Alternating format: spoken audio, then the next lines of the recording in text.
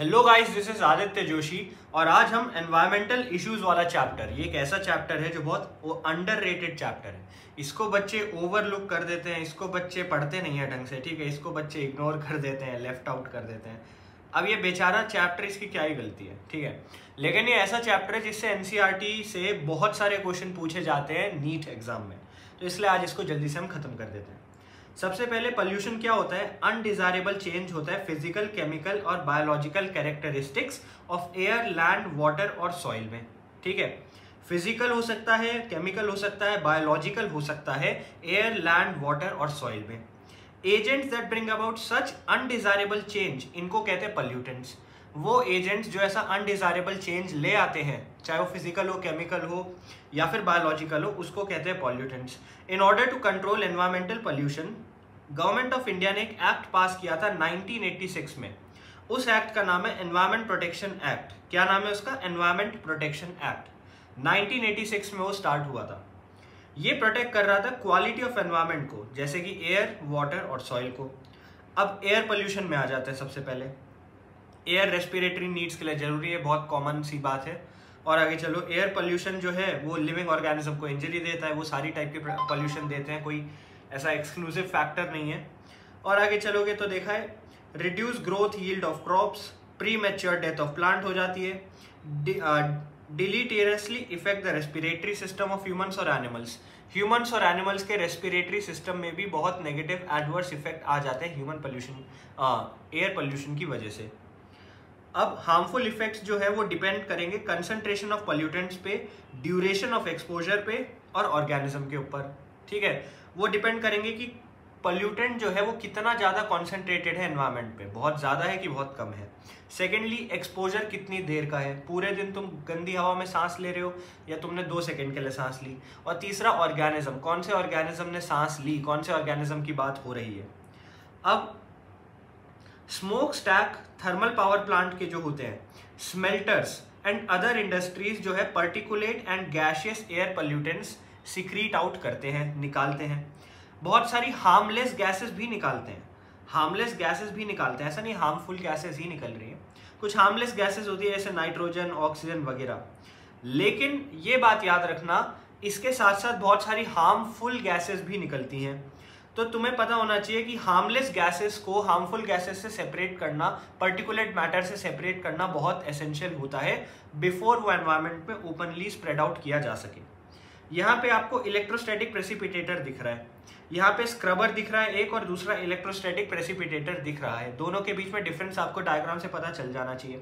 अगर मैं प्रेसिपिटेटर की बात करूं तो यहाँ डिस्चार्ज कोरोना की एक लेयर बनी हुई है, नेगेटिवली चार्ज्ड वायर आपको दिखेगी, डर्टी एयर यहाँ से आ रही है, डस्ट पार्टिकल्स जो है यहाँ पे जाके सेडिमेंट हो जाएंगे आगे, एंड क्लीन एयर, और जिसमें बहुत ही negligible amount of dust particles होंगे, वो आगे निकल जाएगी।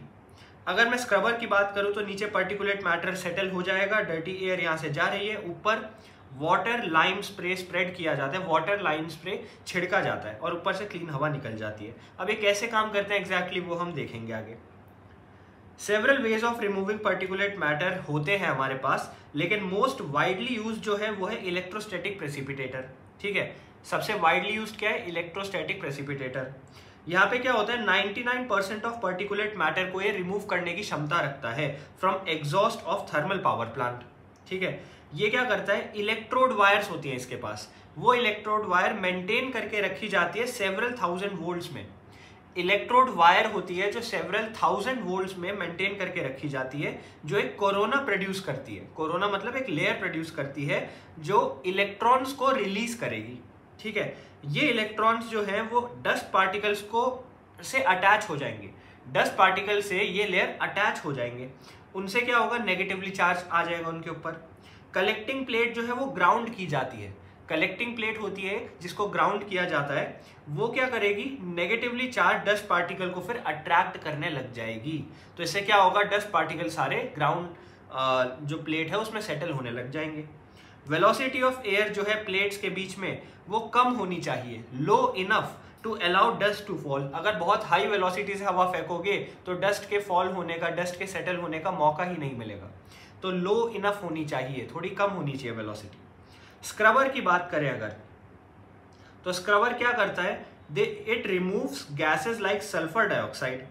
तो स्क्रबर कौन सी गैस पे काम करेगा, स्क्रबर सल्फर डाइऑक्साइड जैसी गैसेस पे काम करेगा। स्क्रबर में क्या होता है, exhaust is pass through spray of water और लाइम।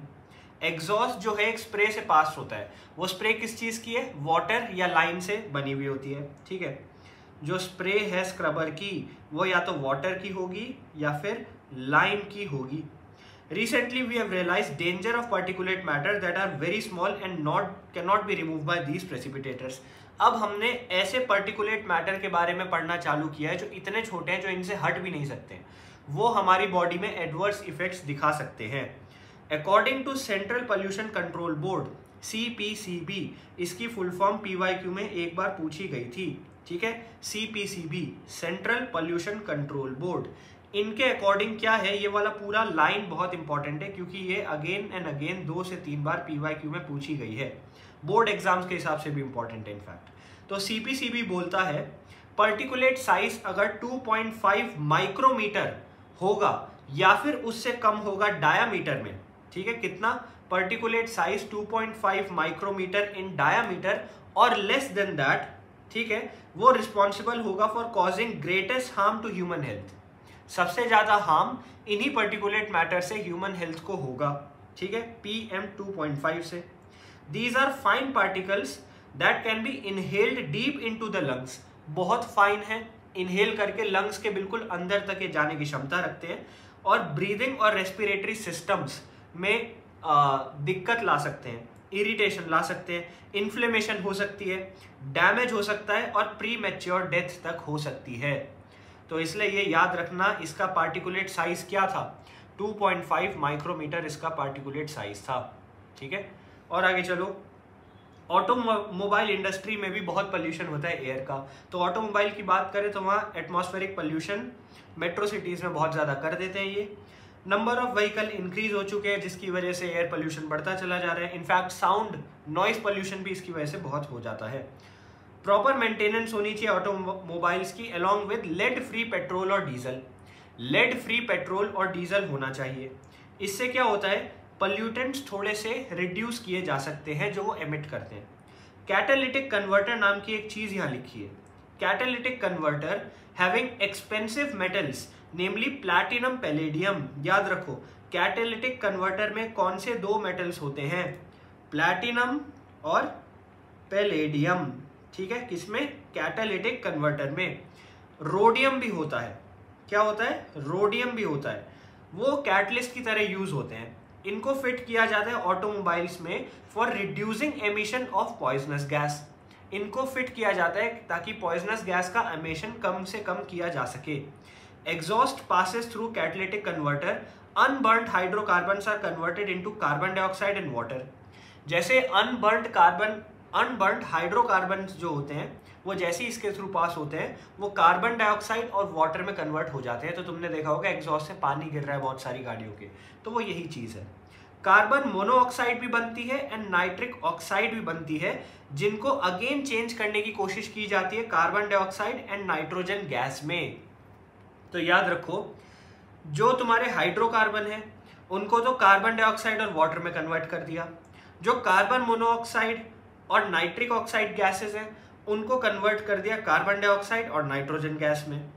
अब मोटर व्हीकल्स जो कैटालिटिक कन्वर्टर से लगी हुई हैं, जिनके पास कैटालिटिक कन्वर्टर है, उनको खाली अनलेडेड पेट्रोल यूज करना चाहिए क्योंकि लेड जो है वो इनएक्टिवेट कर देता है कैटलिस्ट को। लेड जो है वो कैटलिस्ट की क्षमता खत्म कर देता है। अब और आगे चलोगे तो air prevention and control pollution act निकाला था भारत सरकार ने 1981 में। एयर का एक्ट कब निकाला गया, 1981 में। ये तुम्हारा PYQ है, इसको याद रखो, डेट याद रखनी है। अमेंड किया गया 1987 में। तो 1981 में air prevention and control act came into force, लेकिन इसको अमेंड कब किया गया, अमेंडेड ऑन 1987। तो 1987 में इसको अमेंड किया गया था। ये बात याद रखना क्योंकि ये बहुत बार PYQ में पूछा गया है। अब इसको अमेंड करके क्या चेंजेस लाए, भाई 1981 में एयर पोल्यूशन का एक्ट आ गया था, लेकिन उसको चेंज किया गया 1987 में ताकि कुछ चेंज ला सके, राइट। तो वो चेंज क्या थे? तो चेंज ये था कि नॉइस को भी ऐड करना था, include noise as air pollutant. Noise को एयर पोल्यूशन में ऐड कर दिया गया। नॉइस क्या होता है? Undesired high level of sound, ठीक है। जो अनडिजायर्ड है, हाई लेवल ऑफ साउंड है, उसको हम नॉइस कहते हैं। We have gotten used to associating loud noise with pleasure and entertainment. सही बात है, बहुत हाई तरीके से, बहुत ज़्यादा उसमें लेवल में हम गाने सुनते हैं, इसलिए हमें आदत हो गई है कि ज़्यादा नॉइस को सुनने के लिए। लेकिन तुम्हें पता होना चाहिए, अगर प्रोलॉन्ग्ड पीरियड में तुम बहुत हाई नॉइस, बहुत हाई वॉल्यूम में कुछ भी सुनोगे तो उसके एडवर्स साइकोलॉजिकल इफेक्ट होंगे, उसके एडवर्स फिजियोलॉजिकल इफेक्ट होंगे, तुम्हारे ईयर ड्रम में भी दिक्कत आ सकती है, ठीक है। We have got to use to associating loud noise, ये सब देख चुके। Physiological disorder and psychological disorder दोनों के बीच में हो सकते हैं। याद रखो, अगर तुम लाउड नॉइस लगातार प्रोलॉन्ग्ड पीरियड तक यूज करोगे तो एडवर्स साइकोलॉजिकल एंड फिजियोलॉजिकल दोनों टाइप के इफेक्ट हो सकते हैं। और आगे चलो यार, ये कॉमन सी बात है कि जितनी बड़ी सिटी होगी उतने ज्यादा वहां व्हीकल होंगे, जितने ज्यादा व्हीकल होंगे उतना ज्यादा नॉइस पोल्यूशन होगा। अब और एक चीज याद रखनी है, एक्सपोजर, वो भी ब्रीफ एक्सपोजर। ब्रीफ एक्सपोजर मतलब बहुत थोड़ी सी देर का भी अगर एक्सपोजर होता है to extremely high sound level, जैसे 150 डेसिबल्स और मोर, तो इससे क्या होता है? परमानेंट डैमेज हो सकता है आपकी हियरिंग में, ठीक है। 150 डेसिबल का थ्रेशहोल्ड याद रखो। अगर ब्रीफ एक्सपोजर होता है 150 डेसिबल तक की साउंड वेव्स का, तो आपकी हियरिंग में परमानेंट डैमेज हो सकता है। ये कैसे होता है? जेट एयरप्लेन से होता है, रॉकेट से होता है, ठीक है। और आगे चलोगे, noise can also called sleeplessness. Sleeplessness आ सकती है, इंक्रीज्ड हार्ट बीट हो सकती है, ठीक है, ऑल्टर्ड ब्रीदिंग पैटर्न हो सकता है, और स्ट्रेसफुल एनवायरनमेंट में अगर नॉइज इंक्रीज कर दी जाए तो इंसानों के अंदर एंजाइटी एंड स्ट्रेस भी हाई हो जाती है। ये बात भी याद रखना, स्ट्रेस इंड्यूस हो सकती है हाई लेवल ऑफ नॉइज से, ठीक है। अब नॉइज के बहुत ज्यादा हाई इफेक्ट होते हैं, तो कुछ जगहों पे no horn free, horn zones बना दिए गए, हॉर्न फ्री जोन्स बना दिए गए। हॉस्पिटल स्कूल के आगे ट्राई करते हैं कि ज्यादा हॉर्न और ज्यादा ट्रैफिक में नॉइज पोल्यूशन ना हो, ये सब चीजें तुम्हें पता है। लाउड स्पीकर पब्लिक में ट्राई करते हैं कि यूज ना हो ज्यादा, ठीक है। अब इन सब के बाद आते हैं controlling vehicular air pollution, a case study of Delhi. यार ये बहुत सिंपल चीज है, इससे एज इट इज तुम्हारे डायरेक्ट क्वेश्चन तो नहीं उठते हैं, ठीक है, लेकिन बहुत बार पैराग्राफ बेस्ड क्वेश्चन उठ सकते हैं, इससे स्टेटमेंट बेस्ड क्वेश्चन उठ सकते हैं। तो हम बस डिस्कस करेंगे, इनमें से मोस्ट ऑफ द चीज़ें तुम्हें याद हैं। और जो यूट्यूब में मेरे साथ पढ़ रहे हैं, तो तुम्हें एक चीज़ और मैं बता देता हूँ, 7 बजे तो हमारा थ्योरी हो रहा है, उसके साथ सुबह 9 बजे तुम्हारा फिजिक्स एंड केमिस्ट्री के इंपॉर्टेंट टॉपिक्स भी डिस्कस हो रहे हैं। तो आई होप तुम उनको लीव आउट ना करो कल से, ठीक है। अब अगर हम दिल्ली की बात करें तो यहाँ क्या है, अब चलो न्यू दिल्ली की जो है बात करें वो देख लेते हैं। Delhi leads country in level of air pollution. Air pollution सबसे ज्यादा जो है वो दिल्ली में पाया जाता है, ठीक है। वेस्ट बंगाल, गुजरात जैसे स्टेट्स को मिला दो तो उससे भी ज्यादा एयर पोल्यूशन कहाँ है? दिल्ली में है। 1990s में दिल्ली 4th रैंक में थी among the 41 most polluted cities of the world. ये तो भाई 1990 की बात है, उसके बाद से और ऊपर ऊपर पहुंच गई, बहुत ज्यादा पोल्यूशन हो गया। एयर पोल्यूशन की जो प्रॉब्लम है दिल्ली में, वो इतनी सीरियस हो गई थी कि एक public interest litigation PIL fire कर दिया गया था सुप्रीम कोर्ट ऑफ इंडिया में, ठीक है। इसके बाद क्या हुआ, उसको बहुत सेंसर किया गया, सुप्रीम कोर्ट ने बहुत ज्यादा सेंसर किया उसे, और उसके बाद गवर्नमेंट को आस्क किया गया, गवर्नमेंट को बोला गया कि एक स्ट्रिक्ट एक्शन लो, ठीक है, with in a specific time period तुम्हें एक स्ट्रिक्ट एक्शन लेना पड़ेगा, क्योंकि भाई बहुत ज्यादा पोल्यूशन हो गया है, लोगों की हेल्थ खराब हो रही है, और वर्ल्ड रैंकिंग में तुमने देख ही लिया दिल्ली कहाँ पहुंच गई पोल्यूशन में। तो यहाँ क्या हुआ था, यहाँ पे ये देखा गया कि पूरा जो फ्लीट ऑफ पब्लिक ट्रांसपोर्टेशन है, पब्लिक ट्रांसपोर्टेशन के जितने व्हीकल्स हैं वो सारे CNG में कन्वर्ट हो गए थे। किस में कन्वर्ट हो गए थे? कंप्रेस्ड नेचुरल गैस CNG में कन्वर्ट हो गए थे। All the buses of Delhi was converted to run on CNG by the end of 2002। 2002 के एंड तक आते आते सारी दिल्ली में जितनी बसेस थी वो CNG पे चलती थी। देखो ये है कि CNG डीजल पेट्रोल से बेटर क्यों है, अब ये सवाल तुम पूछोगे। भैया सीएनजी में बसेस कन्वर्ट क्यों की गई, सीएनजी में ऐसा क्या है? तो सीएनजी में क्या है, सीएनजी ज़्यादा एफिशिएंटली बर्न होता है, सीएनजी ज़्यादा एफिशिएंटली बर्न होता है, पेट्रोल और डीजल की तरह नहीं है। और बहुत ज़्यादा सीएनजी जो है ना, majority of CNG completely burn of हो जाते हैं, बहुत कम पार्ट उसका रहता है जो अनबर्न्ड रहे। ठीक है, देखो ये बात याद रखनी है, एफिशिएंटली बर्निंग का मतलब क्या है? एफिशिएंटली बर्निंग किसी भी फॉसिल फ्यूल का तब होता है जब तुमने जितना इनपुट डाला उससे majority of fossil fuel energy में कन्वर्ट हो जाए और बहुत कम आउटपुट रहे, क्योंकि जो भी आउटपुट होगा वो पॉल्यूटिंग एजेंट ही होगा। तो सीएनजी डीजल और पेट्रोल से बेटर इसलिए है क्योंकि एनर्जी में कन्वर्जन ज़्यादा है एंड आउटपुट थोड़ा सा कम रहता है इसका। ठीक है, सीएनजी चीप भी है पेट्रोल डीजल से, साइफन्ड ऑफ भी नहीं हो सकती थीव्स के द्वारा, एंड एडल्ट्रेटेड भी नहीं हो सकती पेट्रोल और डीजल की वजह से की तरह। तो इसकी वजह से सीएनजी बहुत पॉपुलर हो गई थी। लेकिन मेन प्रॉब्लम क्या है सीएनजी को यूज करने की? तो main problem for switching over CNG है difficulty of laying down pipeline. CNG में कन्वर्ट तो कर देंगे लेकिन सीएनजी का ट्रांसपोर्ट कैसे करेंगे? तो पाइपलाइन के थ्रू ट्रांसपोर्ट होता है, पाइपलाइन बिछाने में बहुत दिक्कत आती है। डिस्ट्रीब्यूशन जॉइंट्स बनाने पड़ेंगे, पंप्स बनाने पड़ेंगे, अनइंटरप्टेड सप्लाई को इंश्योर कराना पड़ेगा, जो टाइम कंज्यूमिंग और हेक्टिक प्रोसेस है, लेबर इंटेंसिव प्रोसेस भी है। ठीक है, तो पैरेलल स्टेप्स और भी लिए गए दिल्ली में व्हीकल पोल्यूशन कम करने के लिए, जैसे कि phasing out of old vehicle, जो व्हीकल ज़्यादा पुराने हो गए उनको परमिशन नहीं दी गई दिल्ली में। फिर अनलेडेड पेट्रोल का यूज़ किया गया, लो सल्फर पेट्रोल एंड डीजल का यूज़ किया गया, कैटालिटिक कन्वर्टर गाड़ियों में लगाए गए, stringent pollution level norms maintain किए गए, बहुत सारी चीज़ें दिल्ली में हुई थी। अब गवर्नमेंट ऑफ इंडिया ने न्यू फ्यूल पॉलिसी निकाली। ठीक है, अब ये बात याद रखो यार, यूरो 3 नॉर्म यहाँ लिखे हैं, यहाँ लिखे यूरो 3 नॉर्म, भारत 4 नॉर्म, ये सब तुम्हारे जो हैं ये आउटडेटेड हो गए हैं। एनसीईआरटी में बहुत पुरानी चीजें लिखी थी, ये आउटडेटेड हो गए हैं। भारत 6 नॉर्म, भारत 7 नॉर्म, ये सब चल रहे हैं अभी। यूरो 4 नॉर्म जो है, यूरो 3 नॉर्म जो है, ये आउटडेटेड हो गए हैं, तो इनसे क्वेश्चन नहीं आएगा। अब यूरो 3 से नहीं आएगा, भारत 4 से नहीं आएगा। ठीक है, यहां से क्वेश्चन नहीं आएगा, तुम चाहो तो रीड कर सकते हो, लेकिन ये आउटडेटेड इंफॉर्मेशन है। और आगे चलो, वाटर पोल्यूशन एंड कंट्रोल की बात करते हैं। ठीक है, वाटर पोल्यूशन और कंट्रोल की बात करते हैं। ह्यूमन बीइंग्स जो है वाटर बॉडीज को बहुत ज़्यादा भाई अब्यूज करते आए हैं हमेशा से, और वाटर पोल्यूशन बढ़ता चला गया, ये सब चीज़ें तुम्हें पता है। और आगे चलोगे तो रिवर्स, ओशियंस और जितनी भी हमारी वाटर बॉडीज है वो पोल्यूट होती चली जा रही है, ये चीज़ भी तुम्हें पता है। ये सारी देखो, इस चैप्टर की 90% ऑफ चीज़ें कॉमन सेंस है और 10% ऑफ चीज़ें रटने वाली है, बीच का कुछ भी नहीं है। अब realising the importance of maintaining cleanliness of water bodies, water bodies में क्लीनलीनेस बढ़ाने के लिए इंपॉर्टेंस उसकी पता चली भारत सरकार को, तो उन्होंने water prevention and control act पास किया था 1974 में। ये बहुत इंपॉर्टेंट है। देखो कब एक्ट पास हुआ था, यहां से सवाल उठता है, तो तुम्हें याद रखना है एक्ट कब पास हुआ। ठीक है, 1974 में वाटर का एक्ट पास हुआ, तो ये बात तुम याद रखना।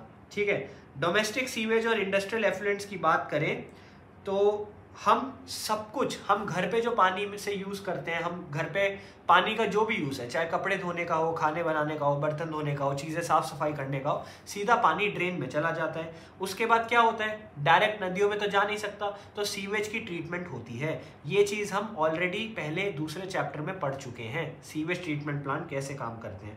वहाँ तुमने बायोलॉजिकल ऑक्सीजन डिमांड के बारे में पढ़ा था। बायोलॉजिकल ऑक्सीजन डिमांड क्या होती है? बायोलॉजिकल ऑक्सीजन डिमांड ये कहती है कि माइक्रो ऑर्गेनिज्म जो पानी के अंदर हैं उनको कितनी अमाउंट ऑफ ऑक्सीजन लगेगी ताकि वो ऑर्गेनिक मैटर को डिकम्पोज कर सकें। इसको यूजुअली 1 लीटर ऑफ वाटर में देखा जाता है। ठीक है, तो बायोलॉजिकल ऑक्सीजन डिमांड जितनी ज़्यादा होगी उतना ज़्यादा खराब है पानी। तो इससे पहले कि हम नदियों में पानी छोड़े, हमें बायोलॉजिकल ऑक्सीजन डिमांड को गिराना पड़ेगा। ये है पूरा बेसिक इस पूरे पैरा का। अब तुम्हें बताते हैं पैरा में क्या लिखा है। वाटर 99.9%। अब जो इम्प्योरिटीज है, पहले जो तुम्हें डब्बा दिख रहा है इस डब्बे को देखो। इम्प्योरिटीज में क्या क्या होता है? एक तो हो सकता है सस्पेंडेड सॉलिड्स जैसे सैंड, सिल्ट, क्रे, ये क्या होता है, ये नीचे जाके सेडिमेंट हो जाते हैं। दूसरी चीज है कोलॉइडल मटेरियल, कोलॉइडल मटेरियल हो सकता है faecal matter, bacteria, cloth, paper, वो सब जो कोलॉइड्स हैं जो सेटल डाउन नहीं होते ना ही ऊपर फ्लोट करते हैं। तीसरा हो गया डिसॉल्व्ड मटेरियल। डिसॉल्व्ड मटेरियल वो होते हैं जैसे कि nutrients, nitrate, ammonia, phosphate, sodium, calcium. ये डिसॉल्व्ड मटेरियल यूजुअली यूट्रोफिकेशन कराते हैं। क्या कराते हैं? यूट्रोफिकेशन। यूट्रोफिकेशन के बारे में तुमने पढ़ा होगा, जैसे ही तुम फर्टिलाइजर डालते हो खेतों में, फर्टिलाइजर बह के नदियों में चले जाते हैं, बह के पॉन्ड्स, तालाबों में चले जाते हैं, वहां पे बहुत ही ज्यादा फिर पौधे उग जाते हैं, फिशेस मर जाती हैं, ऑक्सीजन कम हो जाती है पानी में, तो वो सब यूट्रोफिकेशन था, वो भी आगे आएगा।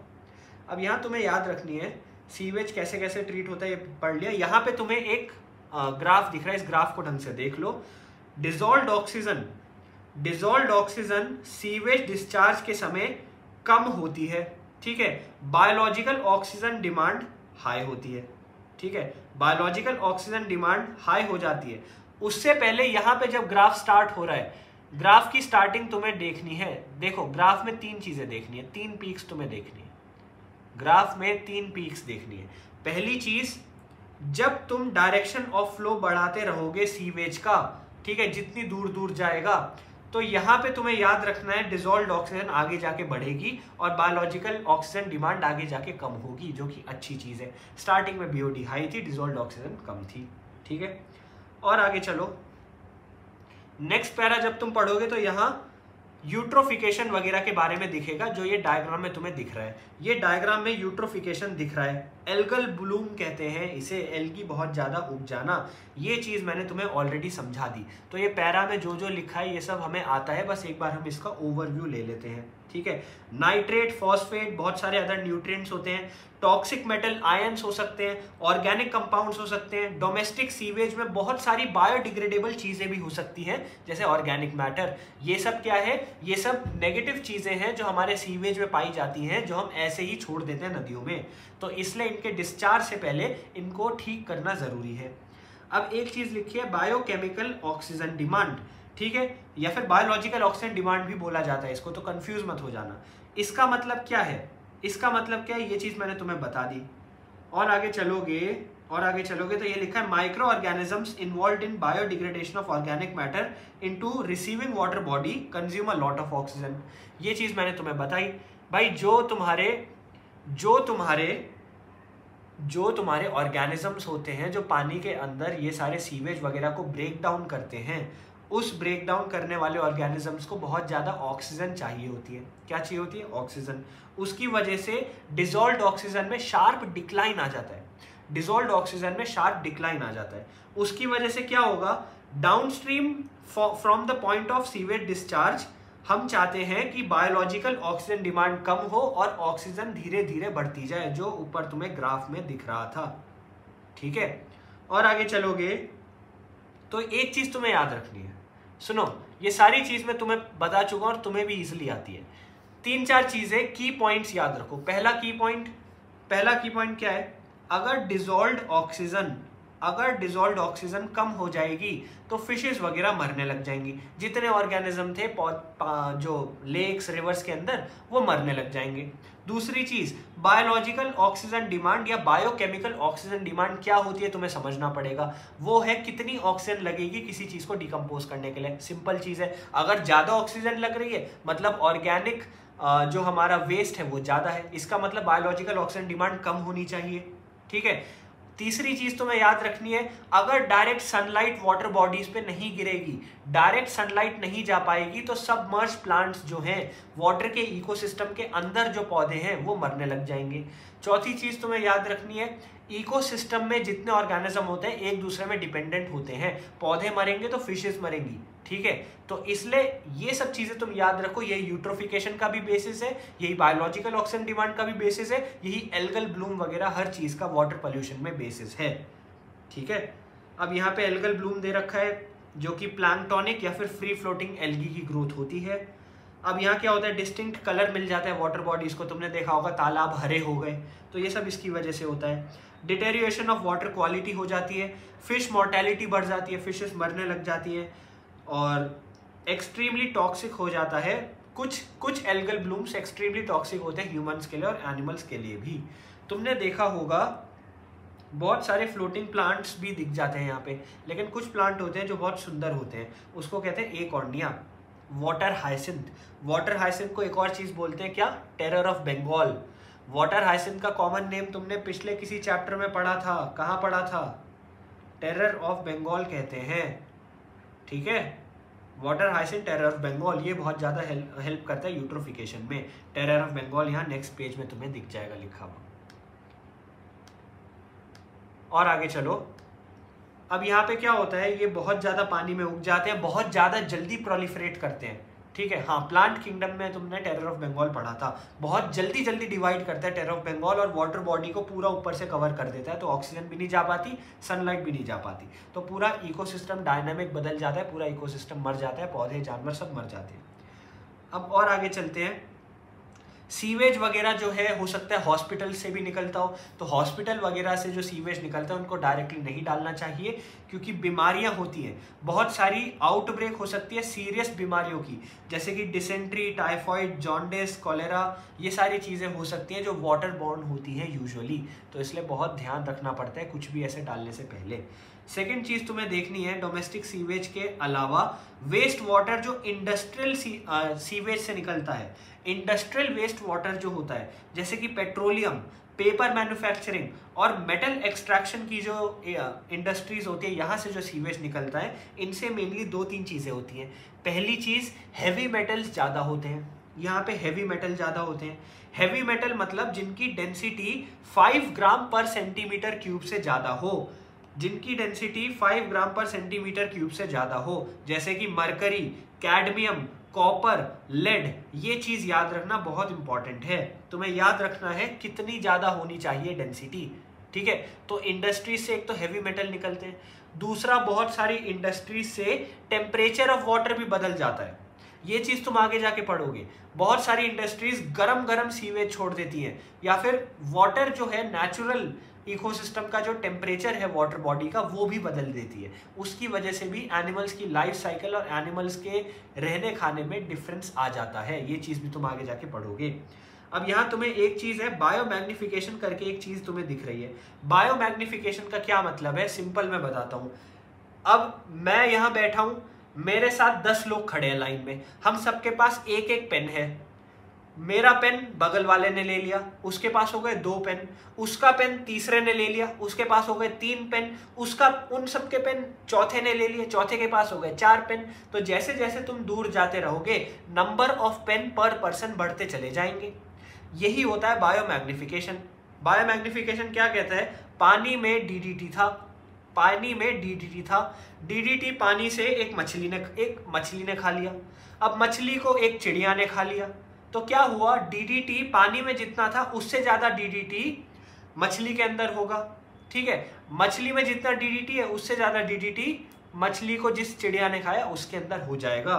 तो डीडीटी की क्वांटिटी बढ़ती चली जाएगी जैसे जैसे हम ट्रॉफिक लेवल में ऊपर ऊपर जाते रहेंगे प्रेडेशन की वजह से। फ्यू टॉक्सिक सब्सटेंसेस जो इंडस्ट्रियल बायो वेस्ट वाटर में प्रेजेंट होते हैं वो बायोलॉजिकल मैग्निफिकेशन भी अंडरगो करते हैं।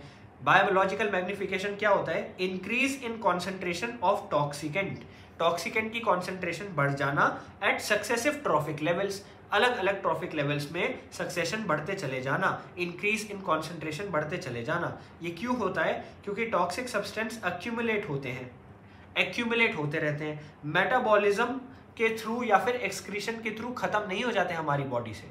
अगर किसी मछली ने कैडमियम खाया या किसी मछली ने डीडीटी खाया तो उसकी बॉडी में स्टोर रहेगा, नेक्स्ट जो ऑर्गेनिज्म वो खाएगा वो उसकी बॉडी में सारा चला जाएगा। अब मरकरी और डीडीटी के लिए ये बहुत कॉमन चीज है, biomagnification of DDT aquatic food chain में देखी जाती है, ठीक है। अब बहुत ज़्यादा सक्सेसिव ट्रॉफिक लेवल्स में डीडीटी की क्वांटिटी भी बढ़ती चली जाती है, ये सब मैंने तुम्हें बता दिया।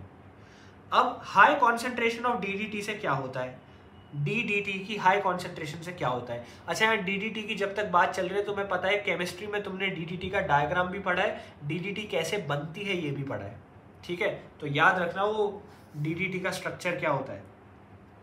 अब डीडीटी में क्या होता है, कैल्शियम मेटाबॉलिज्म बर्ड्स में खराब हो जाता है, ठीक है, तुमने देखा मछली ने डीडीटी खाया, मछली को बर्ड ने खाया, तो एंड में डीडीटी मछली में बर्ड में चला गया, तो उससे कैल्शियम मेटाबॉलिज्म खराब हो जाता है। इसकी वजह से एग शेल्स जो है वो थिन होने लग जाते हैं, प्री मैच्योर ब्रेकिंग होने लग जाती है और डिक्लाइन होता है अल्टीमेटली बर्ड की पॉपुलेशन में। यूट्रोफिकेशन क्या होता है ये मैं तुम्हें ऑलरेडी बता चुका हूँ, ठीक है, यूट्रोफिकेशन क्या होता है ये मैं ऑलरेडी तुम्हें बता चुका हूँ। लेक की फर्टिलिटी इंक्रीज हो रही थी, इसलिए प्लांट एंड एनिमल लाइफ जो है वो बढ़ती चली गई, बढ़ती चली गई, बढ़ती चली गई। इसकी वजह से क्या हुआ, लेक की जो कैरिंग कैपेसिटी थी वो खत्म होने लग गई, ठीक है। और चलो, over the century silt and organic debris जो पाइल अप होते चले गए, लेक शैलो होती चली गई, गर्म होती चली गई, वार्म वाटर ऑर्गेनिज्म जो है वो कोल्ड वाटर वाले ऑर्गेनिज्म के ऊपर हावी होते चले गए और इसकी वजह से मार्श प्लांट्स आने लग गए, फिर उसकी वजह से छोटे श्रब्स वगैरह आने लग गए, ट्रीज वगैरह आने लग गए और लेक अल्टीमेटली खत्म हो गई। तो यूट्रोफिकेशन का एंड पॉइंट जो है वो लेक की डेथ होता है, वाटर बॉडी का डेथ होता है, ठीक है, फाइनली कन्वर्टिंग इनटू लैंड। और आगे चलो, अब आजकल क्या हो रहा है, हम इतने ज़्यादा फर्टिलाइजर्स और इतने ज़्यादा बायोकेमिकल्स यूज़ करते हैं अपने फार्मिंग में कि यही सारा प्रोसेस जो हजारों साल लेता था पहले, अब ये बहुत जल्दी हो जाता है। तो इसको कहते हैं कल्चरल और एक्सेलरेटेड यूट्रोफिकेशन। क्या कहते हैं, कल्चरल और एक्सेलरेटेड यूट्रोफिकेशन, ठीक है। पहले जो 1000 ऑफ ईयर्स लेते थे अब वो कुछ ही सालों में हो जाते हैं। और आगे चलो, प्राइम कंटामिनेंट्स क्या है, प्राइम कंटामिनेंट्स जिनकी वजह से ये एक्सेलरेटेड यूट्रोफिकेशन होता है वो क्या क्या है। तो प्राइम कंटामिनेंट्स तुम्हें पता होने चाहिए, नाइट्रेट्स, फॉस्फेट्स। क्या है, नाइट्रेट्स और फॉस्फेट्स। नाइट्रेट और फॉस्फेट एक्चुअली में प्लांट न्यूट्रिएंट्स हैं जो प्लांट की ग्रोथ बढ़ाने में हेल्प करते हैं। तुम देखोगे ज्यादातर फर्टिलाइजर जो हम यूज करते हैं वो भी इन्हीं दो चीजों से रिच होते हैं। इसकी वजह से यूट्रोफिकेशन को एक्सेलरेट करने में इनका बहुत बड़ा हाथ है, ठीक है। डिसॉल्व्ड ऑक्सीजन जो है वो भी कम होने लग जाती है। ये सब चीजें हमने देख ली। अब लास्ट का जो पैरा है ये भी एक बार देखो, हीटेड और थर्मल वेस्ट वाटर। हीटेड और थर्मल वेस्ट वाटर, ये चीज मैंने तुम्हें बोली थी कि वाटर पोल्यूशन खाली पैथोजेंस का या हेवी मेटल्स का या न्यूट्रिएंट्स का नहीं होता है, कभी कभार टेम्परेचर का भी होता है। तो यहाँ पे टेम्परेचर का जो वेस्ट वाटर निकल रहा है वो कहाँ से निकल रहा है, इलेक्ट्रिसिटी जनरेटिंग यूनिट से निकल रहा है, जैसे कि थर्मल पावर प्लांट से।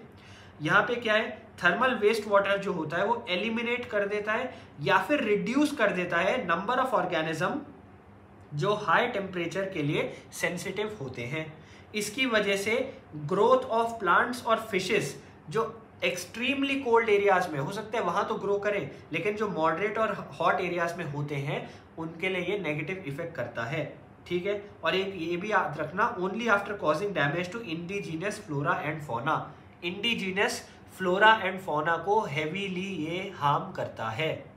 अब आ जाते हैं case study of integrated waste water treatment. Integrated waste water treatment के बारे में देख लो।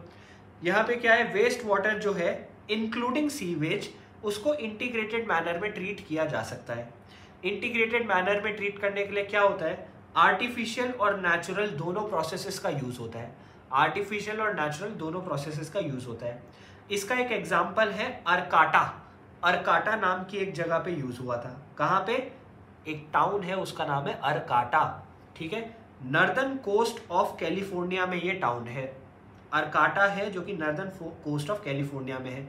इन्होंने biologist from Humboldt State University, नाम याद रखो, Arcata, California, Humboldt State University, इनके साथ मिलके एक integrated waste water treatment process बनाया जो कि नेचुरल सिस्टम पे बेस्ड है। यहाँ पे क्या था, 2 स्टेजेस में क्लीनिंग हो रही थी। कैसे, 2 स्टेजेस में हो रही थी। पहला स्टेज था conventional sedimentation, filtration and chlorine treatment. जो सेडिमेंटेशन होता है, फिल्ट्रेशन होता है, क्लोरीन ट्रीटमेंट होता है, वो सब हो रहा था। इस स्टेज के बाद डेंजरस पोल्यूटेंट्स होते हैं कुछ, जैसे कि हेवी मेटल्स, वो स्टिल पानी के अंदर बचे हुए थे। भाई हेवी मेटल्स जो है सेडिमेंटेशन से, फिल्ट्रेशन से या क्लोरीन से नहीं हटते हैं। तो इसके बाद क्या हुआ, इनोवेटिव अप्रोच ली गई। इनोवेटिव अप्रोच जो थी वो सेकेंड पार्ट में थी। सेकेंड पार्ट में क्या हुआ, सीरीज ऑफ 6 कनेक्टेड मार्शेस बनाए गए। कितने, सीरीज ऑफ 6 कनेक्टेड मार्शेस बनाए गए। हाँ वेरी गुड, फोम, FOAM याद रखो। 6 कनेक्टेड मार्शेस बनाए गए 60 हेक्टर्स ऑफ मार्शलैंड के ऊपर, 60 हेक्टर्स ऑफ मार्शलैंड के ऊपर। इसमें क्या हुआ, प्लांट्स, एल्गी, फंजाई, बैक्टीरिया, इन सबको अच्छे से उगाया गया, क्योंकि इनकी कैपेबिलिटी ट्रीट करने की ज़्यादा बेटर है बजाय कि हमारी आर्टिफिशियल कैपेबिलिटी से। ठीक है, इसके बाद क्या हुआ, ये न्यूट्रलाइज करने लगे, एब्जॉर्ब करने लगे और एसिमिलेट करने लगे पॉल्यूटेंट्स को। तो इसका मतलब वेस्ट वाटर जो मार्शेस के थ्रू फ्लो हो रहा था वहाँ पे प्योरिफिकेशन बहुत अच्छे से होने लगा और नेचुरली होने लगा। इसकी वजह से कोई भी नेगेटिव इफेक्ट या इम्पैक्ट नहीं आया था। मार्शेस जो है वो एक सैंक्चुरी की तरह भी काम करने लगे, सैंक्चुरी की तरह काम करने लगे। वहाँ पे हाई लेवल ऑफ बायोडाइवर्सिटी बनने लग गई थी, फिशेस, एनिमल, बर्ड्स के रूप में। तो a citizen group called friends of Arcata marsh, FOAM, जो अभी एक बच्चे ने बोला, friends of Arcata marsh, FOAM, ये रिस्पॉन्सिबल है इसकी सेफ गार्ड और अपकीपिंग के लिए। ठीक है, और आगे चलो, और आगे चलो। अब इकोलॉजिकल सैनिटेशन पे आते हैं। लास्ट में एक लाइन लिखी है, इकोलॉजिकल सैनिटेशन। इकोलॉजिकल सैनिटेशन क्या है, सस्टेनेबल सिस्टम है for handling of human excreta, handling of human excreta. तो सस्टेनेबल सिस्टम है ताकि ह्यूमन एक्सक्रीटा को हैंडल किया जा सके। ठीक है, ये प्रैक्टिकल, हाइजेनिक, एफिशिएंट और कॉस्ट इफेक्टिव सोल्यूशन है ह्यूमन वेस्ट डिस्पोजल के लिए। ठीक है, की पॉइंट टू नोट हेयर क्या है, दिस कंपोजिट मेथड से human excreta can be recycled into resource. Human excreta को रिसोर्सेज में रिसाइकल किया जा सकता है, जैसे कि नेचुरल फर्टिलाइजर। इसकी वजह से केमिकल फर्टिलाइजर्स की नीड भी कम हो गई है। इकोसान टॉयलेट्स जो है केरला और श्रीलंका में बहुत बार यूज किए जा रहे हैं, याद रखो। इकोसान टॉयलेट्स कहा कहते हैं इन्हें, इकोसान टॉयलेट्स केरला और श्रीलंका में यूज हो रहे हैं। अब आ जाता है सॉलिड वेस्ट में। तो सॉलिड वेस्ट तो है जो ट्रैश में चला जाता है, ट्रैश में जो जो चीज़ें जाती हैं वो सब सॉलिड वेस्ट के अंदर आती हैं। म्युनिसिपल सॉलिड वेस्ट जो है वो homes, office, store, school, hospital, इन सब से निकाले जाते हैं। म्युनिसिपैलिटी इनको सेग्रीगेट करती है, कलेक्ट करती है और डिस्पोज ऑफ कर देती है। म्युनिसिपल सॉलिड वेस्ट में paper, food material, plastic, glass, metal, rubber, leather, textile, ये सब आ सकता है। बर्निंग जो है, बर्निंग से वॉल्यूम बहुत ज़्यादा रिड्यूस हो जाता है, लेकिन एयर पोल्यूशन हो जाता है। ठीक है, एयर पोल्यूशन हो जाता है। सेकंड चीज जो कर सकते हैं वो है ओपन डंपिंग कर दो। या तो तुमने बर्न कर दिया, बर्न करने से एयर पोल्यूशन हो गया जो कि नेगेटिव चीज है, लेकिन वॉल्यूम बहुत ज्यादा कम हो गई। सेकंड चीज तुम कर सकते हो, ओपन डंपिंग कर दो, डंपिंग ग्राउंड बनाओ, वहां डाल दो। लेकिन उससे क्या होता है, एनिमल्स में बहुत नेगेटिव इफेक्ट आता है। तुमने देखा होगा ओपन डंपिंग ग्राउंड्स बहुत बार तुम्हारे घर के आसपास या यहाँ वहाँ कहीं देखे होंगे। वहाँ बेचारी गाय और जानवर वहीं से खाना खा रहे होते हैं। ठीक है, तो बहुत ज़्यादा नेगेटिव इफेक्ट होता है और ब्रीडिंग ग्राउंड बन जाता है रैट्स, फ्लाइज का, डिजीजेस का। ठीक है, सैनिटरी लैंडफिल, सैनिटरी लैंडफिल इसके बदले अडॉप्ट किया गया था। ये क्या होता है, ओपन बर्निंग डंप की जगह सैनिटरी लैंडफिल यूज किया गया। तो सैनिटरी लैंडफिल में वेस्ट को डंप किया जाता है डिप्रेशन में और ट्रेंच में। एक डिप्रेशन बनाते हैं, एक ट्रेंच बनाते हैं, वहां डंप किया जाता है और कंपैक्ट किया जाता है, कम दबा दिया जाता है, कवर किया जाता है डर्ट के साथ। हर दिन डर्ट के साथ इसको कवर भी किया जाता है। ठीक है, there are dangers of seeping of chemicals. ये बात याद रखो, केमिकल सीप डाउन करके नीचे वाटर सिस्टम, वाटर लेवल में जा सकते हैं। तो सीपेज ऑफ केमिकल्स का नेगेटिव इफेक्ट हमेशा रहता है, डेंजर हमेशा रहता है। तो इस लैंडफिल से ग्राउंड वाटर पॉल्यूट हो सकता है। तो इसके बदले क्या करें भाई, यार वाटर तो उससे भी पॉल्यूट हो रहा है, सैनिटरी लैंडफिल से भी हो रहा है। म्युनिसिपल सॉलिड वेस्ट अगर तुम ओपन लैंडफिल में डालो वहाँ भी हो रहा है, अगर तुम बर्न कर दे रहे हो तो वहाँ से एयर पोल्यूशन हो जा रहा है। तो हम क्या करें, तो इन्होंने देखा वेस्ट को पहले तो सेग्रीगेट करो, बायोडिग्रेडेबल, रिसाइक्लेबल और नॉन बायोडिग्रेडेबल। अब यहाँ से कॉमन सेंस तुम्हारी चालू हो गई। जो बायोडिग्रेडेबल है उसको बायोडिग्रेड करो, ठीक है, उससे तुम मैन्योर वगैरह बनाओ। जो रिसाइक्लेबल है उसको रिसाइकल करो, जैसे प्लास्टिक्स, पेपर रद्दी में दे देते हैं, इनको रिसाइकल कराते हैं। जो नॉन बायोडिग्रेडेबल हैं उसके फिर बहुत सारे पार्ट्स आ जाते हैं। अब नॉन बायोडिग्रेडेबल में भी तुम्हें देखना है जिस चीज़ को रिड्यूस कर सकते हो, रीयूज कर सकते हो, रिसाइकल कर सकते हो, रिफिल कर सकते हो, रिकवर कर सकते हो, वो सब करो, रिफ्यूज करो, ठीक है। दूसरी चीज़ तुम याद रखो, बहुत सारे हमने देखे होंगे वेस्ट होते हैं प्रोडक्ट्स के रूप में, जो कि ई कॉमर्स वेस्ट है, इलेक्ट्रॉनिक प्रोडक्ट्स का वेस्ट है, तो वहाँ से भी काफ़ी चीज़ें हमें रिसाइकल कर देनी चाहिए। ये सब चीज़ें यहाँ पे लिखी है। अगर तुम दुकान में कुछ खरीदने जाते हो तो अपना खुद का पॉली बैग ले जाओ, प्लास्टिक्स को रिसाइकल करो जितना ज़्यादा कर सकते हो, ये सारी चीज़ें यहाँ पे लिखी है। अब और आगे चलते हैं तो यहाँ ई वेस्ट के बारे में बोला गया है। ई वेस्ट वही है जो मैं अभी तुम्हें बता रहा था, इलेक्ट्रॉनिक वेस्ट, जैसे पुराने कंप्यूटर, फ़ोन, टीवी वगैरह, ये सब, ठीक है। ई वेस्ट में क्या होता है, डेवलपिंग कंट्रीज में डंप कर दिया जाता है। डेवलप्ड कंट्रीज जैसे अमेरिका इन ई वेस्ट को डेवलपिंग कंट्री में डंप कर देती है, जैसे इंडिया, चाइना, पाकिस्तान। यहाँ पे क्या होता है, metals like copper, iron, silicon, निकल, गोल्ड रिकवर किए जाते हैं रिसाइकलिंग प्रोसेस से। लेकिन डेवलप्ड कंट्री की तरह, अनलाइक डेवलप कंट्री में जो होता है वैसा नहीं। यहाँ पे क्या है, हमारे पास कोई भी फैसिलिटी नहीं है, ये बात याद रखो। डेवलप्ड कंट्री में स्पेशलाइज्ड फैसिलिटीज़ होती हैं जिसके साथ प्रॉपर प्रोटेक्शन के साथ ये रिसाइकलिंग की जाती है। हमारे पास कोई ऐसी प्रॉपर फैसिलिटी नहीं है, तो वर्कर्स एक्सपोज्ड रहते हैं टॉक्सिक सब्सटेंसेस से। एक्सपोजर टॉक्सिक सब्सटेंसेस के थ्रू बहुत हाई रहता है, ठीक है। Recycling is the only solution for treatment of e waste. अगर एनवायरमेंट फ्रेंडली मैनर में सेग्रीगेट किया जाए, डंप किया जाए, तो रिसाइकल ही किया जा सकता है और कुछ भी नहीं कर सकते। अब प्लास्टिक वेस्ट की रेमेडी के लिए एक केस स्टडी देखते हैं। तो यहाँ पॉली ब्लेंड की बात करेंगे, ठीक है, पॉली ब्लेंड की बात करेंगे। ये कैसे हुआ, कब हुआ, किसने किया, पहले यहाँ देखो। यहाँ पे क्या है, अहमद खान एज थी 57। इन्होंने प्लास्टिक सैक बनाने चालू किए फॉर 20 ईयर्स, ठीक है। इसके बाद क्या हुआ, 8 साल पहले उन्होंने रियलाइज किया कि प्लास्टिक वेस्ट एक रियल प्रॉब्लम है। पॉली ब्लेंड क्या होता है, fine powder of recycled modified plastic. Poly blend होता है फाइन पाउडर। पॉली ब्लेंड को इन्होंने बनाना चालू किया, डेवलप करना चालू किया। इस मिक्सचर को मिक्स किया बिटुमिन के साथ। बिटुमिन जो है सड़कों में यूज होता है, और ये चीज तुम्हारे नीट के हिसाब से बहुत इंपॉर्टेंट है। इसको बिटुमिन के साथ या बाइटुमिन, जो बोलना है बोलो, के साथ मिक्स किया गया और इससे सड़कें बनाई गई। तो अहमद खान ने बाइटुमिन और पॉली ब्लेंड वगैरह किया, ठीक है, in collaboration with RV college of engineering in Bangalore city corporation. RV college के साथ इन्होंने कोलैबोरेट किया और अहमद खान ने प्रूव किया कि ब्लेंड ऑफ पॉली ब्लेंड और बाइटुमिन जब एक साथ मिक्स करके सड़कों में लगाया जाता है, सड़कें बनाने के लिए यूज किया जाता है, तो ये बाइटुमिन की या बिटुमिन की वाटर रिपेलेंट प्रॉपर्टीज बढ़ा देता है। इसका मतलब रोड की लाइफ बढ़ा देता है, ठीक है, बाय अ फैक्टर ऑफ 3। तो रोड की life increase by a factor of 3 Guna road की लाइफ बढ़ जाती है, क्योंकि वाटर रिपेलेंट प्रॉपर्टीज बढ़ जाती है। Raw material for creating poly blend जो है वो कोई भी प्लास्टिक की फिल्म वेस्ट हो सकता है, ठीक है।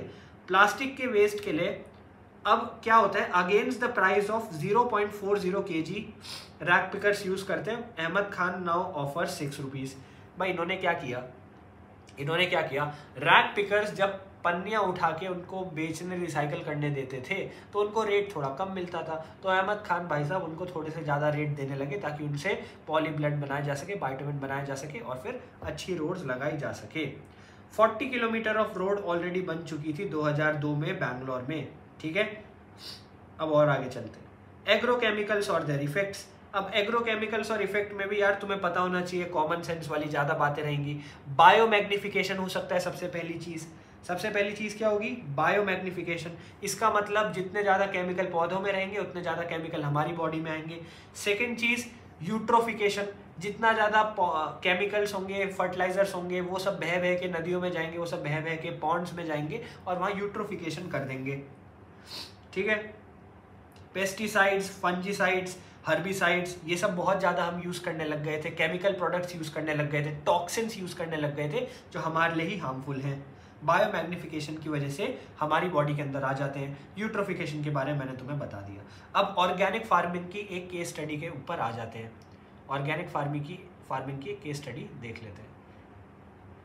यहाँ पे इंटीग्रेटेड ऑर्गेनिक फार्मिंग एक साइक्लिकल जीरो वेस्ट प्रोसीजर होता है।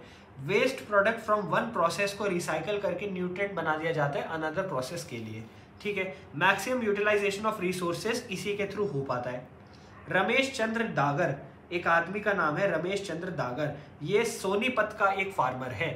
रमेश चंद्र दागर सोनीपत का एक फार्मर है। इनके बारे में बात की गई है जो हरियाणा में पाए गए।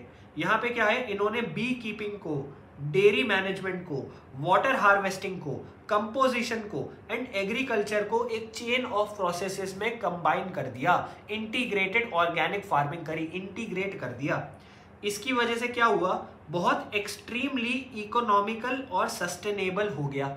इकोनॉमिकल मतलब कम पैसे में ज़्यादा प्रॉफिट निकलना, और सस्टेनेबल मतलब सेल्फ सस्टेनेबल होना, बाहर से एक्सटर्नल हेल्प ज़्यादा नहीं चाहिए पड़ी उन्हें, ठीक है। कोई केमिकल फर्टिलाइजर यूज़ करने की ज़रूरत नहीं पड़ी, और जो डंग था, जो कैटल एक्सक्रीटा था, वही फर्टिलाइजर्स की तरह यूज़ होने लग गया।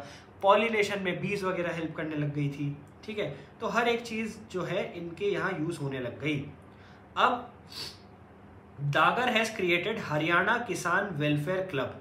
दागर ने एक क्लब बनाया, उसका नाम है हरियाणा किसान वेलफेयर क्लब। इनकी मेंबरशिप अभी 5000 फार्मर्स की है।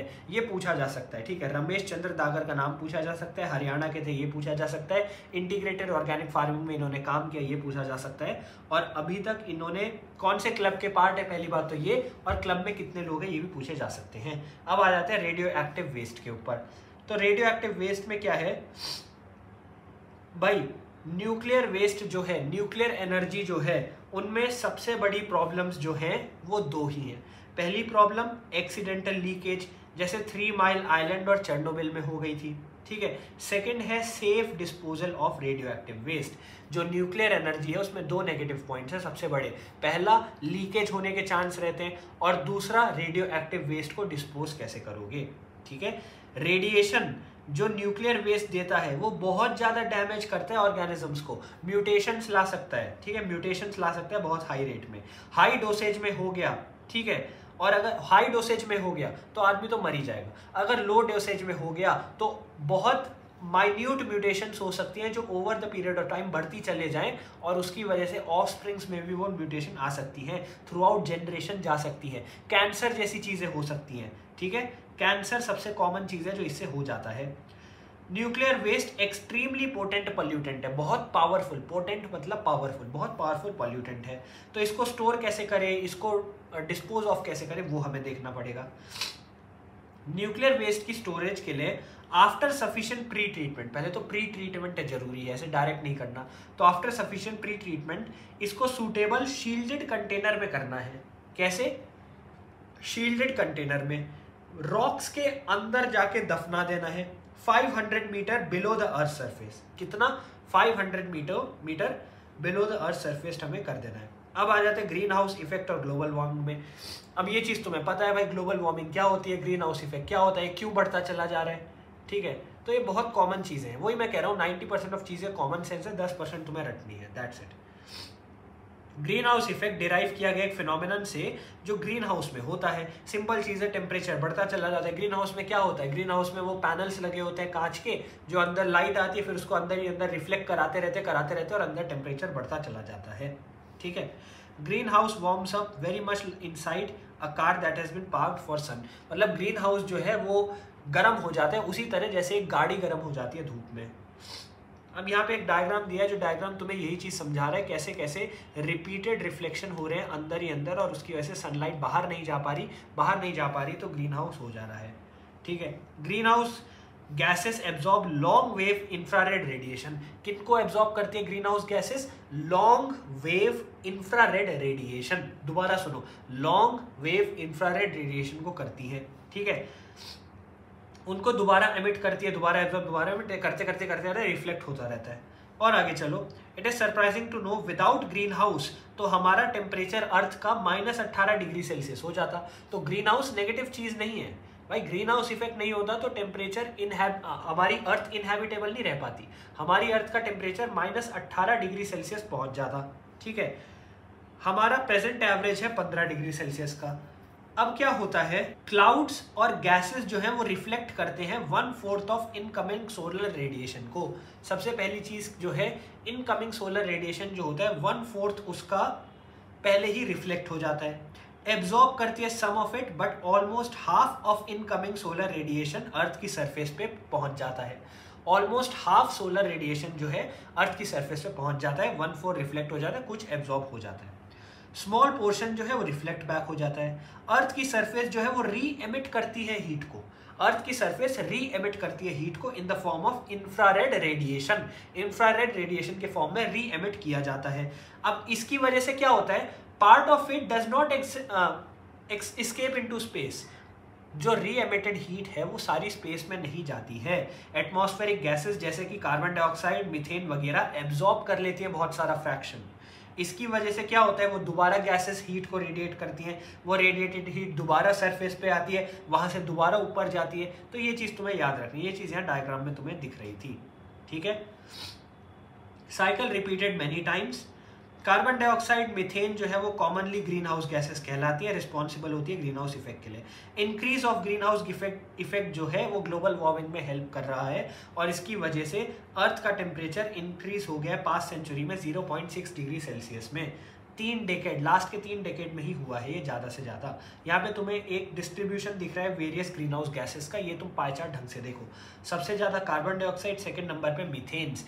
बहुत सारे रूमिनेटिंग एनिमल्स जो जैसे गाय, भैंस, ये सब भी मीथेन के बहुत ज़्यादा हाई प्रोडक्शन करते हैं। कार्बन डाइऑक्साइड का तुम्हें पता है ये कैसे प्रोडक्शन होता है, N2O 6% है, CFC 14% होता है। CFC क्लोरोफ्लोरोकार्बन पहले एसीज वगैरह में, फ्रिज वगैरह में डलते थे, लेकिन अब होने बंद हो गए हैं, ठीक है।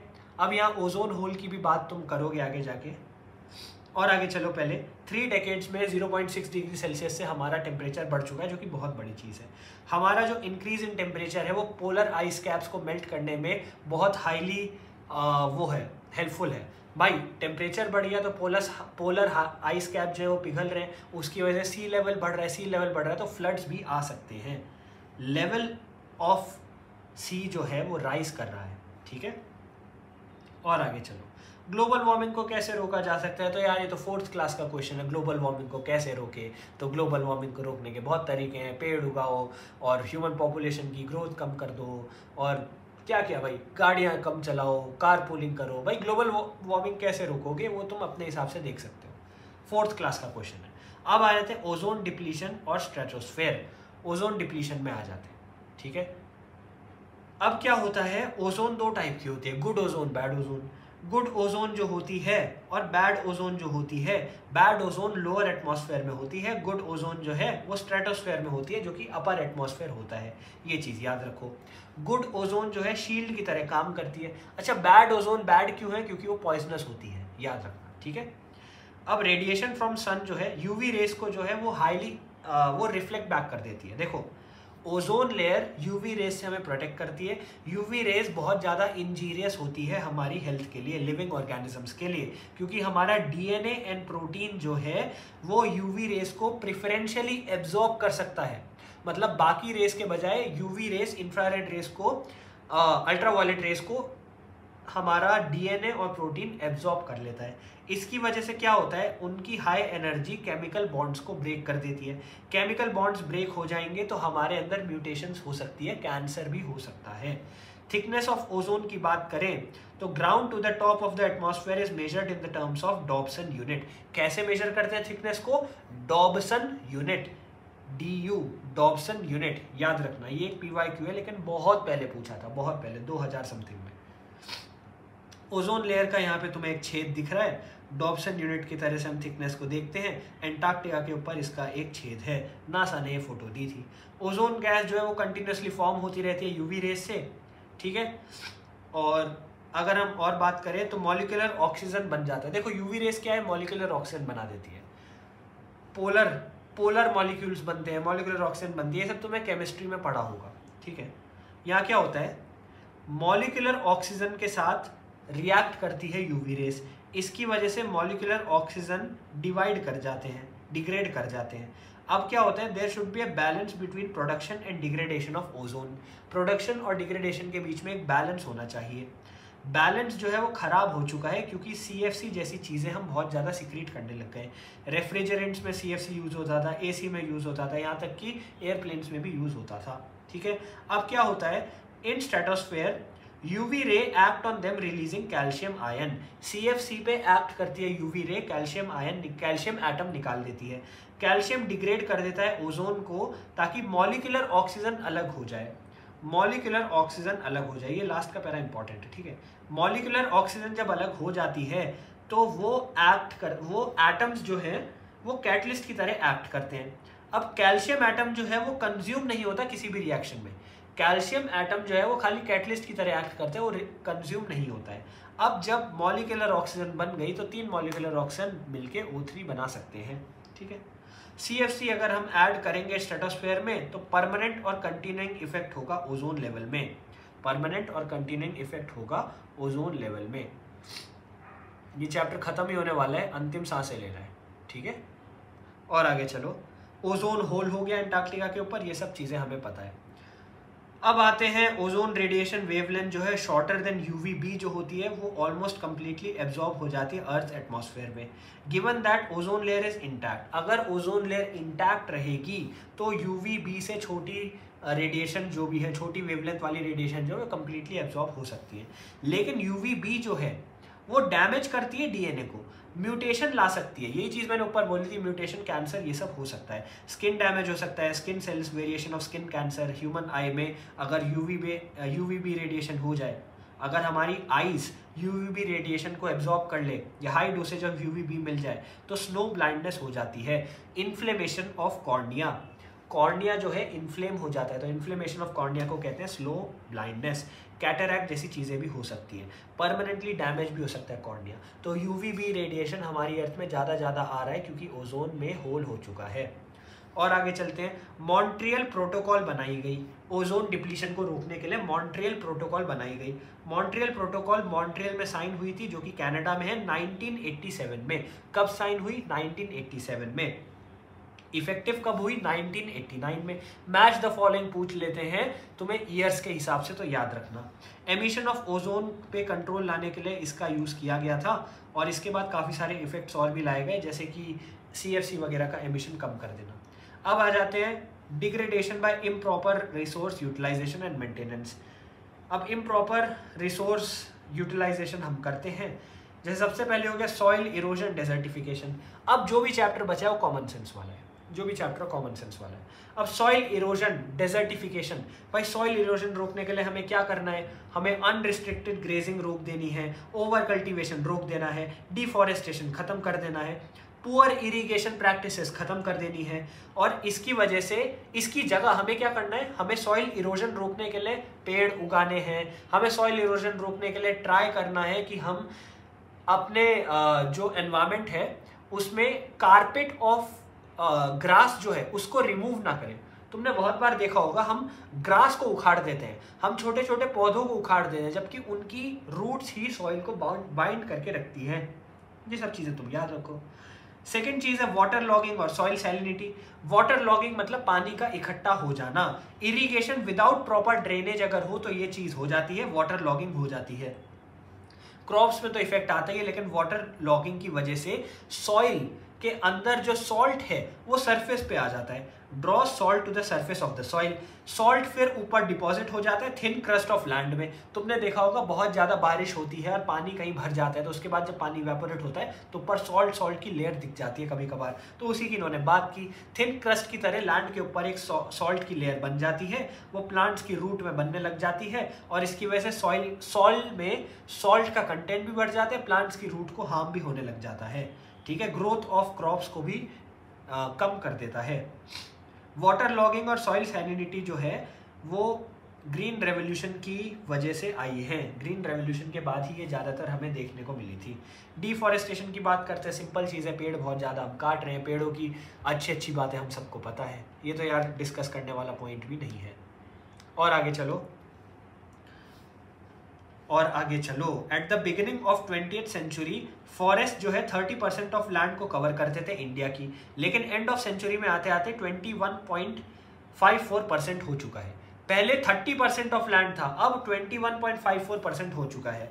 जबकि नेशनल फॉरेस्ट पॉलिसी, ये तुम्हारा PYQ भी है और ये तुम्हारा बहुत इंपॉर्टेंट है नीट के लिए। नेशनल फॉरेस्ट पॉलिसी जो 1988 में इंडिया में आई थी, उन्होंने बोला था 33% ऑफ टोटल लैंड एरिया जो है वो फॉरेस्ट से कवर होना ही चाहिए। 67% होना चाहिए हिल्स का। अगर हिल में रहते हो तो 67% ऑफ एरिया फॉरेस्ट से कवर होना चाहिए, लैंड में रहते हो नॉर्मल प्लेन सपाट जगह में तो 33% लैंड से कवर होना चाहिए। लेकिन ऐसा तो है ही नहीं, क्योंकि डिफॉरेस्टेशन दबा के किया जा रहा है। अब trees are act for timber, firewood, cattle ranching और बहुत सारे पर्पसेस के लिए हम पेड़ काट देते हैं। स्लैश एंड बर्न एग्रीकल्चर की बात करते हैं। स्लैश एंड बर्न एग्रीकल्चर, जिसे झुम कल्टीवेशन भी बोला जाता है, नॉर्थ ईस्ट स्टेट्स में बहुत बार किया जाता है। इन्होंने डिफॉरेस्टेशन में बहुत बड़ा योगदान दिया है। क्या होता है स्लैश एंड बर्न एग्रीकल्चर में? फार्मर्स जो है ट्रीज को, फॉरेस्ट के ट्रीज को काट देते हैं। उसकी वजह से पहले तो ट्रीज को काट देते हैं, फिर उसके बाद जो थोड़ा बहुत प्लांट का रिमेन बचा उसको बर्न कर देते हैं। ऐश जो निकली उसको फर्टिलाइजर की तरह यूज करते हैं और लैंड को यूज करते हैं फार्मिंग और कैटल ग्रेजिंग के लिए। ठीक है, कल्टीवेशन हो गया, वहां फसल उग गई, फसल काट दी, तो उसके बाद एरिया को लेफ्ट आउट कर देते हैं कुछ सालों के लिए ताकि वहां पे रिकवरी हो सके। फार्मर फिर न्यू जगह चले जाते हैं, एक न्यू जगह चले जाते हैं और इस प्रोसेस को दोबारा करते हैं।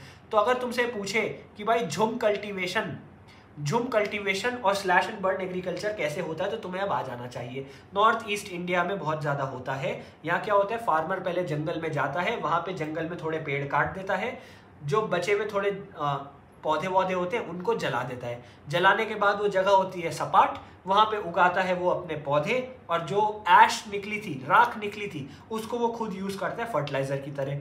फिर जब वहाँ से कल्टीवेशन हो जाता है, पौधे कट जाते हैं, फसल कट जाती है, फिर वहाँ वो चले जाते हैं न्यू जगह और उसको रीग्रो होने के लिए छोड़ देता है। फिर न्यू जगह जाके दोबारा ये प्रोसेस अपनाता है। इससे दो सबसे बड़ी चीज़ें हो रही हैं। पहली चीज़ तो एयर पोल्यूशन हो रहा है ना, एयर पोल्यूशन हो रहा है। क्यों? क्योंकि जला रहे हो, जलाने से बहुत ज़्यादा धुआं निकल रहा है। सेकेंड चीज़, हम अब इतना ज़्यादा इसे करने लग गए कि हम उसे रीग्रो होने का मौका ही नहीं दे रहे। इसकी वजह से वहाँ पे पौधे नहीं रह रहे हैं, पौधे नहीं रह रहे तो हमारा सॉइल इरोजन जैसी चीज़ें भी बढ़ती चली जा रही हैं। कॉन्सिक्वेंस क्या है डिफॉरेस्टेशन के? तो कार्बन डाइऑक्साइड की कॉन्सेंट्रेशन बढ़ती चली जा रही है। हमारे डिफॉरेस्टेशन की वजह से हमारे पेड़ कम हो गए तो हवा में पॉल्यूशन बढ़ गया। उसके अलावा क्या कहते हैं, रेनफॉल कम हो गई है। तो ये सब चीज़ तो कॉमन सेंस है। रिफॉरेस्टेशन क्या होता है? रिफॉरेस्टेशन मतलब दोबारा से पेड़ उगाना। ठीक है, डिफॉरेस्टेशन के वजह से लॉस ऑफ बायोडाइवर्सिटी हो रहा था, हैबिटेट डिस्ट्रक्शन हो रहा था, हाइड्रोलॉजिक साइकिल मतलब पानी की साइकिल, रेनफॉल, वर्षा, उसके बारे में मैंने आपको बता दिया, सॉइल इरोजन हो रहा था, ये सब चीज़ें होती हैं। एक्सट्रीम केसेस में डेजर्ट्स भी बन सकते हैं। अब आते हैं people participating in conservation of forest की केस स्टडी में। ये तुम्हारा लास्ट टॉपिक रहेगा, इसके बाद चैप्टर खत्म हो जाएगा। ये चैप्टर अंतिम सांसें ले रहा है, ये चैप्टर अपनी अंतिम सांसें ले रहा है। Peoples participation has a long history in India. India में बहुत समय से लोग पार्टिसिपेट करते आ रहे हैं हमारे जंगलों को बचाने के लिए। ठीक है, 1731 में जोधपुर का किंग जो था राजस्थान में, उसने अपने एक मिनिस्टर को बोला कि वुड को अरेंज किया जाए एक न्यू पैलेस बनाने के लिए। ठीक है, मिनिस्टर और वर्कर फिर जंगलों में चले गए, लेकिन जंगलों के पास एक विलेज था, एक गांव था। उस गांव में रहते थे बिश्नोईस को बोला गया कि यार तुम पेड़ काटो या फिर हमें काटने दो। अब क्या हुआ, बिश्नोई कम्युनिटी जो है वो पीसफुल को एग्जिस्टेंस दिखाती है। वो नेचर के साथ, जानवरों के साथ और वहाँ के पौधों के साथ, पेड़ पौधों के साथ पीसफुली रहती है, को एग्जिस्ट करती है। वो मानती है कि ये दुनिया हमारी भी है और जानवरों की भी है। तो effort to cut down the trees by the king was thwarted by the Bishnois. तो भाई राजा ने बोला मुझे पैलेस बनाना है तो मुझे पेड़ चाहिए, मुझे लकड़ी चाहिए, तुम जाके काटो। वो काटने गए, वहाँ पे बगल में एक विलेज था, विलेज में बिश्नोई थे। बिश्नोई ने मना कर दिया, हम नहीं काटने देंगे, और उन्होंने पेड़ नहीं काटने दिए। बिश्नोई औरत थी एक जिसका नाम था अमृता देवी। अमृता देवी ने क्या किया, पेड़ को हक करके रखा और बोला कि अगर तुम्हें काटना है पेड़ तो मेरे थ्रू काटो, मुझे भी काटो फिर पेड़ काटना। अब सैडली क्या हुआ, किंग्स के जो वो थे, लोग थे, किंग ने जो आदमी भेजे थे वहाँ पेड़ काटने के लिए, उन्होंने इसको सुना नहीं और उस अमृता देवी को भी काट दिया, पेड़ को भी काट दिया। समझे? तो अमृता देवी ने पेड़ को हक कर लिया था, बोला था अगर तुम्हें पेड़ को काटना है, तुम्हें इस पेड़ की जान चाहिए तो पहले मेरी जान लो, उसके बाद इसकी लेना। राजा के सिपाहियों ने बोला हम तुम्हारी नहीं सुनेंगे, उन्होंने अमृता देवी को भी मार दिया और पेड़ को भी काट दिया। अमृता देवी, उनकी 3 बेटियां और बहुत सारे हंड्रेड्स ऑफ बिश्नोई उनके पीछे अपनी जान गंवा दिए। ठीक है, अब इतनी सब चीज़ें हुई, लेकिन हिस्ट्री में हमें ये सब ज़्यादा नहीं पढ़ाया जाता है। हिस्ट्री हमारी फालतू लोगों ने लिखी है। तुम्हें हिस्ट्री बुक्स जो पढ़ाई जाती है वो 90% बुलशिट और क्रैप होती है। सॉरी, ये सब नहीं बोलना चाहिए, पर सच्चाई है। अब आते हैं, government of India has recently instituted Amrita Devi Bishnoi wild life protection award. Amrita Devi Bishnoi wild life protection award recently हमारी भारत सरकार ने निकाला है। इसमें क्या होता है, रूरल एरियाज में मिलता है जो एक्स्ट्रा ऑर्डिनरी करेज दिखाते हैं प्रोटेक्शन ऑफ वाइल्ड लाइफ के लिए। ठीक है, अब लास्ट में आ जाता है चिपको मूवमेंट और JFM में। चिपको मूवमेंट के बारे में हम सब ने नाम सुना हुआ है। चिपको मूवमेंट में क्या होता है, गढ़वाल में हुआ था, हिमालय में हुआ था, हिमालयंस में हुआ था। यहाँ पे क्या हुआ था, पेड़ को हक किया, चिपक गए थे पेड़ से कि भाई पेड़ काटना है तो हम काटने नहीं देंगे। सुंदरलाल बहुगुणा जी ने ये किया था। ठीक है, गवर्नमेंट ऑफ इंडिया ने एक इंट्रोड्यूस किया 1980 में concept of joint forest management, JFM। ये इंट्रोड्यूस किया भारत सरकार ने 1980 में। JFM में क्या हो रहा है, लोकल कम्युनिटीज के साथ क्लोजली वर्क करने लगी भारत सरकार ताकि प्रोटेक्ट कर सके और मैनेज कर सके फॉरेस्ट को। इसकी वजह से क्या हुआ, लोकल कम्युनिटीज को बेनिफिट दिए गए फॉरेस्ट के। ठीक है, बेनिफिट क्या थे, जैसे फ्रूट, गम, रबर, वो सब जो फॉरेस्ट से चीज़ें लेते हैं वो सब उन्हें लेने दी गई, और उनके साथ साथ फॉरेस्ट की भी लाइफ हम बचा सके, फॉरेस्ट को भी कंजर्व कर सके सस्टेनेबल मैनर में। इसके साथ ये चैप्टर समाप्त हुआ।